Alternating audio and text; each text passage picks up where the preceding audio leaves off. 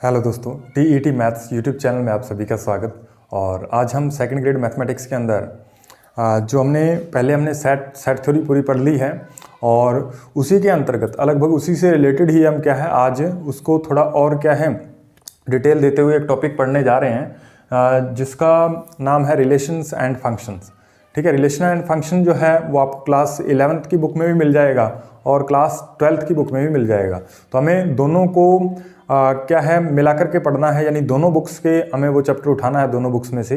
तो उससे किस तरह से हमारे एग्जाम में क्वेश्चन बनते हैं और उसकी थ्योरी क्या है, वो सारी चीज़ें हमें इन वीडियोज़ में हम देखेंगे।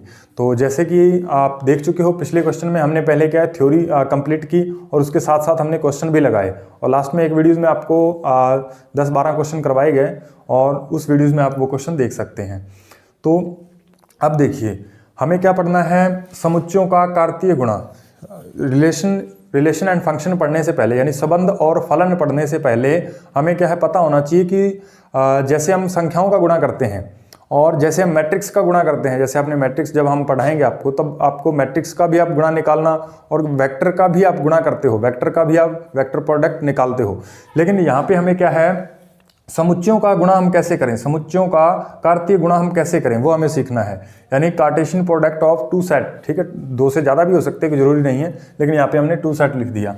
और अब देखिए, कार्तीय गुणा से पहले, कार्तीय गुणा सीखने से पहले, यानी दो समुच्चयों का कार्तीय गुणा सीखने से पहले हमें इस बात का ध्यान रखना है कि हमें क्रमित युग्म का पता होना चाहिए। क्रमित युग्म क्या होता है, ऑर्डर्ड पेयर क्या होता है। सबसे पहले जैसे आपने देखा होगा, जैसे मैंने यहाँ पे लिख दिया 1,2 लिख दिया। ठीक है, 1,2 और एक मैंने लिख दिया 1,2 और इसके ऊपर ये ब्रैकेट लगा दिया। ठीक है, तो आप देखोगे कि यहाँ पे ये जो चीज़ लिखी है, यहाँ पे इसमें क्रम का कोई महत्व नहीं है, यहाँ पे क्रम का कोई महत्व नहीं है। लेकिन जैसे ही मैं इसको ब्रैकेट के अंदर बंद कर दूंगा तो ये इसमें क्रम भी इंपॉर्टेंट है। पहले नंबर पे यदि 1 आ रहा है तो 1 को लिखना पड़ेगा, दूसरे नंबर पे 2 आ रहा है तो 2 को लिखना पड़ेगा। आप 1,2 को ऐसे भी लिख सकते हो 2,1, लेकिन आप इसको ऐसे नहीं लिख सकते 2,1, आप इसको ऐसे नहीं पढ़ सकते, क्योंकि इसमें ऑर्डर जो है वो भी महत्वपूर्ण है, इसका क्रम जो है वो भी महत्वपूर्ण है। ये बात आपको ध्यान रखनी है कि जब कोमा लगा के कोई संख्याएं वैसे लिखी होती हैं तब तो हम उसका क्रम चेंज करके लिख सकते हैं, लेकिन जब इस तरह ब्रैकेट में बंद कर देगा, इसका मतलब वो क्रमित युग्म है, एक ऑर्डर्ड पेयर है और हम इसका क्रम अपनी मर्जी से चेंज नहीं कर सकते। आप यहाँ पे ध्यान रखिएगा, जैसे मेरे पास कुछ लिखा हुआ है, यहाँ पे x, y लिख दिया मैंने और इधर मैंने इसके बराबर लगा के लिख दिया -4,7। ठीक है, तो आपको ये बात ध्यान रखना, जो पहले, अगर ये दोनों क्रमित युग्म बराबर हो गए तो इसका मतलब पहले वाले की वैल्यू जो है वो इसके बराबर होगी और दूसरे वाले की वैल्यू जो है वो इस कोऑर्डिनेट के बराबर होगी। ये बात आपको ध्यान रखनी है और ये छोटी छोटी बातें आप पहले से भी जानते हो, तो थोड़ा मैंने दोबारा से बता दी हैं। अब आप हम सीखते हैं कि समुच्चयों का कार्तीय गुणा हम कैसे करते हैं। सबसे पहले हमें क्या करना है, कोई भी दो सेट लेने हैं। जैसे मान लीजिए हमने एक ए सेट लिया, Cartesian product of two set, तो हमने ए सेट ले लिया 1,2,3। ठीक है, और एक बी सेट लिया हमने, बी सेट हमने लिया x, y ले लेते हैं, या a, b कुछ भी आप ले सकते हो। ठीक है, तो ये हमने ले लिया। ए सेट हमने लिया 1, 2 और 3, जिसके अंदर 3 एलिमेंट आ रहे हैं 1, 2, 3।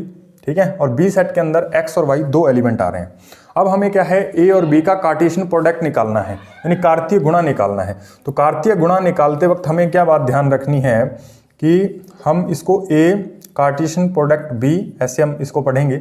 वैसे नॉर्मली हम इसको ए क्रॉस बी भी कहेंगे, क्योंकि बार बार कार्टेशियन ऐसे कहना थोड़ा उचित नहीं लगता। तो आप समझ जाइएगा कि मैं किसकी बात कर रहा हूँ, इसके कार्तीय गुणा की बात कर रहा हूँ। यानी यहाँ पे हम सेट थ्योरी के अंदर ए सेट को बी सेट से गुणा करना सीख रहे हैं और इसको कैसे पढ़ा जाएगा, ए Cartesian B, A Cartesian product B. ठीक है, ए और बी का कार्तीय गुणा, इसको इस तरीके से आप पढ़िएगा। मैं इसको बार बार ऐसे पढ़ने की बजाय मैं क्या कहूँगा, ए क्रॉस बी। ठीक है, तो आप समझ जाइएगा कि किसकी हम बात कर रहे हैं, कार्टेशियन प्रोडक्ट की बात कर रहे हैं। तो इसमें क्या करना पड़ता है कि यहाँ पे जो आपको ए सेट में दिख रहा है 1, 2 और 3 एलिमेंट दिख रहे हैं, आपको इसमें से एक एलिमेंट लेना है और उसको इन दोनों के साथ आपको पेयर बनाने हैं, एक्स और वाई के साथ पेयर बनाने हैं। और मैक्सिमम मैक्सिमम आपको क्या है पेयर बनाने हैं, जितने भी पॉसिबल हो सके, जितने भी इसके साथ पेयर बन सकते हैं वो हमें पेयर बनाने हैं, लेकिन ऑर्डर्ड का भी ध्यान रखना है।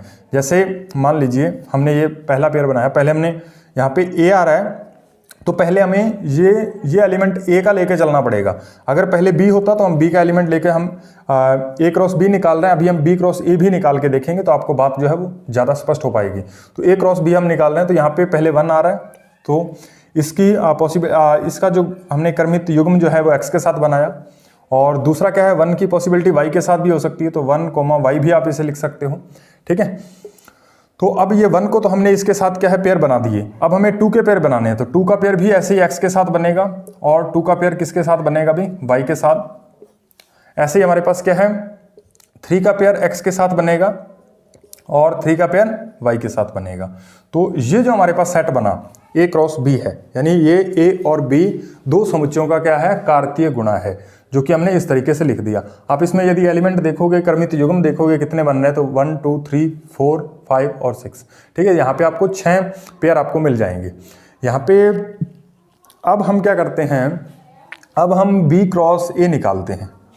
तो b Cartesian product a is equal to, ये हमारे पास क्या आएगा, अब b पहले आ रहा है। अब यहाँ पे आप देखोगे यदि a पहले आ रहा है तो यहाँ पे जो पहला एलिमेंट है वो किसका होगा, वो ए सेट का एलिमेंट होगा जो पहले लिखा हुआ है, और जो बी बाद में आ रहा है तो ये जो बाद में लिखा हुआ है ये किसके हैं, एलिमेंट बी के हैं, बी सेट के एलिमेंट हैं ये सारे।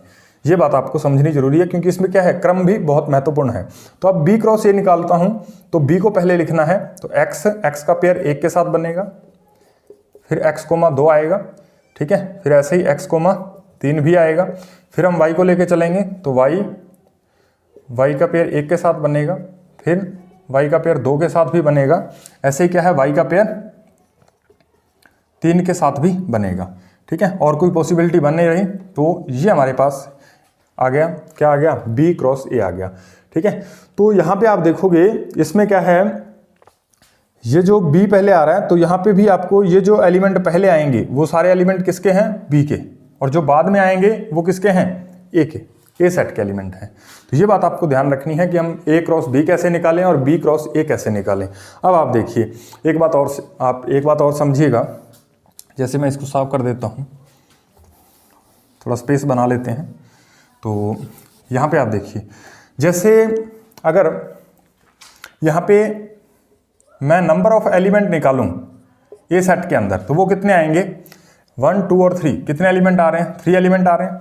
और मैं अगर बी सेट के अंदर एलिमेंट निकालूं तो कितने आ रहे हैं, 2 आ रहे हैं।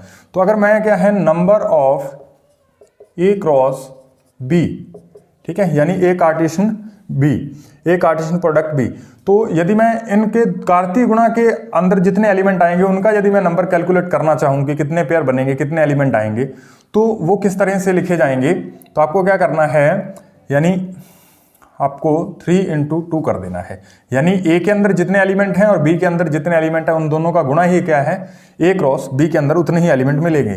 जैसे आप देखिए यहाँ पे आपको मिल रहा है 3 × 2 कितना मिल रहा है, 6 मिल रहा है।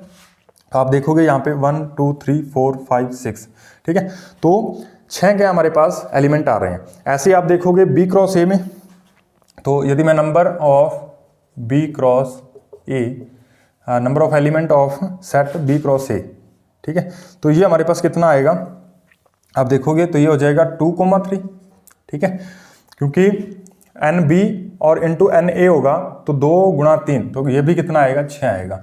यानी एक बात हमें यहाँ पे पता चली कि ए का कार्तीय गुणा बी के साथ और बी का कार्तीय गुणा ए के साथ बराबर नहीं है। यहाँ पे हमें क्या पता चल रहा है कि ए क्रॉस बी जो है वो बराबर नहीं है बी क्रॉस ए के साथ, ठीक है, यानी ए क्रॉस बी और बी क्रॉस ए जो है वो आपस में बराबर नहीं है। आप देखोगे यहाँ पे पहला एलिमेंट 1 x आ रहा है, लेकिन यहाँ पे इसका उल्टा है, ठीक है, तो यानी यहाँ पे क्रम महत्वपूर्ण होने की वजह से ये दोनों जो सेट हैं वो इक्वल नहीं आएंगे, इन दोनों का गुणा जो है वो क्या है, इक्वल नहीं आएगा। तो ये बात आप एक नोट करोगे। वैसे किसी स्पेशल कंडीशन में ये बराबर हो भी सकता है, लेकिन सामान्यतः क्या होगा, ए क्रॉस बी जो है वो बी क्रॉस ए के बराबर नहीं आएगा। तो ये बात आपको ध्यान रखनी है। उसके बाद इनका गुणा, कार्तीय गुणा तो बराबर नहीं आएगा, कार्तीय गुणा तो बराबर नहीं आएगा, लेकिन इनमें क्या आप एलिमेंट देखोगे, एलिमेंट देखोगे तो 6 आ रहे हैं। जैसे आप देखोगे 1 2 3 4 5 6, 1 2 3 4 5 6, ठीक है। तो यहाँ पे मैं इसको इस तरीके से लिख सकता हूँ कि इसमें जो नंबर ऑफ एलिमेंट हैं वो तो बराबर होंगे, लेकिन जरूरी नहीं है कि इनका गुणा जो है वो बराबर हो, ठीक है। इनका गुणा जो है वो बराबर नहीं होता। तो ये दो फॉर्मूले हमें याद रखने हैं कि ए क्रॉस बी जो है वो not equal to B cross A, और number of element of A cross B equal to equals किसके इक्वल आएगा, n number of B cross A. तो ये बात आपको ध्यान रखनी है कि इसके अंदर जो भी एलिमेंट आएंगे वो बराबर होंगे बी क्रॉस ए के साथ, ठीक है भाई। तो उम्मीद है कि ये बात आपको समझ में आई होगी। अब नेक्स्ट हमें कुछ बातों का ध्यान रखना है कि जैसे हमने ये पढ़ लिया, उसके बाद अब यदि हमारे पास कोई एक सेट क्या है, हमारे पास एक जो है वो रिक्त समुच्चय आ जाए। जैसे ए सेट हमारे पास ये है और बी सेट को मैंने क्या ले लिया, नल सेट ले लिया। यदि इन दोनों में एक नल सेट हो, नल सेट का मतलब क्या है, कोई भी एलिमेंट नहीं, यानी इसको रिक्त समुच्चय कहते हैं, या फिर इसके बराबर 5 भी आप लिख सकते हो, ठीक है। तो जब हम इस तरह समुच्चय का निशान बना के उसके अंदर कोई एलिमेंट नहीं लिखते तो ये कौन सा सेट होता है, एम्प्टी सेट और नल सेट, ठीक है। तो यहाँ पे यदि हमारे पास ए का जब हम पेयर बनाएंगे, ए का पेयर हम इसके साथ बनाएंगे तो इसमें तो कोई एलिमेंट है ही नहीं, तो पेयर बनेगा कैसे। तो इसलिए क्या है, जब हमारे पास, आप ऐसे लिख सकते हो इफ, तो हमारे पास ए क्रॉस बी जो है वो भी क्या आएगा, एक नल सेट आएगा। तो आप इसको ऐसे भी लिख सकते हो कि यदि ए क्रॉस बी बराबर 5 है, यदि हमें ए क्रॉस बी जो है 5 मिल रहा है, देन तब हम ये भी बता सकते हैं कि either A is equal to 5, यानी या तो क्या है ए रिक्त समुच्चय हो सकता है, और या क्या आएगा हमारे पास बी इज इक्वल टू 5, या फिर क्या है बी जो है वो क्या है एक रिक्त समुच्चय हो सकता है, और या ए बराबर बी बराबर 5। यानी यदि हमारे पास ए और बी का कार्तीय गुणा एक क्या है नल सेट बन रहा है, तो इससे हमें 3 बातों का पता चलेगा। या तो क्या है ए बराबर 5, यानी इनमें से कोई ए सेट है वो रिक्त समुच्चय हो सकता है, या फिर क्या है कोई बी सेट है वो रिक्त समुच्चय हो सकता है, या फिर क्या है ए और बी दोनों ही नल सेट हो सकते हैं। तब ऐसा हो सकता है कि ए क्रॉस बी जो है वो 5 के इक्वल आए। उम्मीद है कि ये बात भी आपको समझ आ रही होगी। तो इस बात को भी आप नोट करिएगा, बहुत ही इंपॉर्टेंट बात है, ठीक है, कि रिलेशन एंड फंक्शन सीखने से पहले हमें इन सभी बातों का पता होना चाहिए था।